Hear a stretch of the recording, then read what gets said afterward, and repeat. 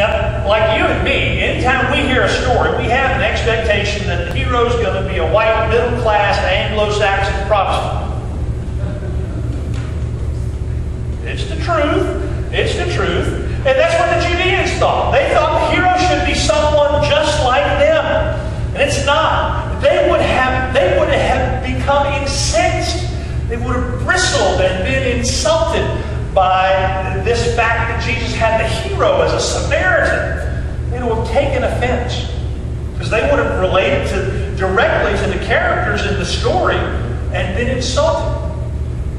Now, if the truth be known, had there been a Samaritan in that gathering, which I'm sure there was not, that Samaritan would have been equally as insulted to have a story about him lavishing such aid to a hated Judean.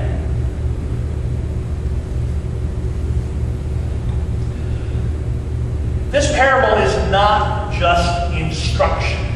It's not just instruction in terms of how to inherit eternal life. It's instruction on how to live, but much more than that. It truly is a jarring, world-shattering proclamation of what the love of Jesus Christ's disciples should look like. Jesus' words in this example were not to comfort or to please his hearers, but to exhort them. To exhort them to an understanding of the love that he brought into the world. A radical love. A radical love that knew no bounds. That knew no boundaries. That all are loved by God. And Jesus calls his disciples to that same understanding. The call for us is to acknowledge and to understand this radicality of love. For us to understand that we are disciples of Jesus Christ and are called to that same love. To love God and to love our neighbor. It's not an easy thing. I promise you. I don't have to tell you. You know it's not an easy thing. In this part of the world, with our diversity and with all of the issues that assail us day by day, it's not an easy thing. But what Jesus says is your neighbor is any human being who is in need. And that doesn't, you know, the qualifications of race, creed, gender, sexual orientation, or legal or illegal status don't make any difference. All persons are our neighbors. It doesn't matter if they drive a car that's got New York and New Jersey license plates. And it doesn't matter what SEC team they happen to root for. They're all our neighbors. All to be loved. All to be loved. Jesus asked the Lord, who was your neighbor? And the lawyer said, the one who showed pity. And Jesus said, you go and do likewise. You go and do likewise. Well, that's what we are called to.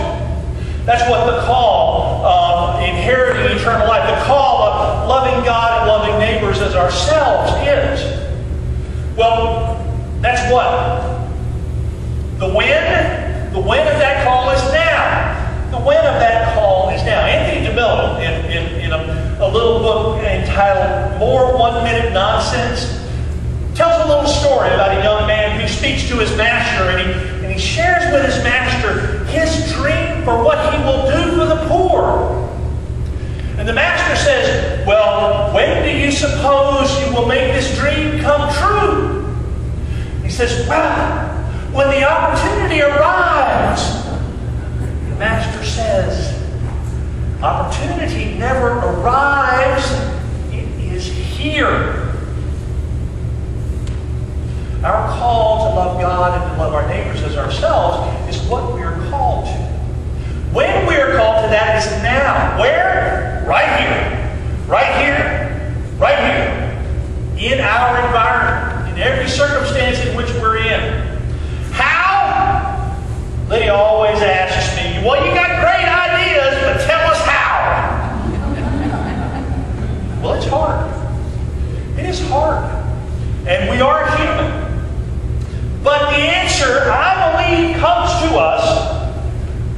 in today's collect. It's a part of our faithfulness, and it's also a part of our prayer to our God.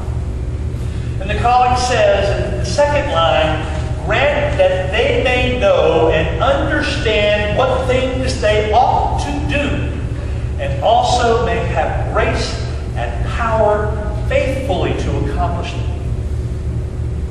So we are called here and now, today, in this environment, to love God and to love our neighbors as ourselves, just as it is. That's what our call is. That's what our call is. Jesus calls us in this moment of time and says, you go and do likewise.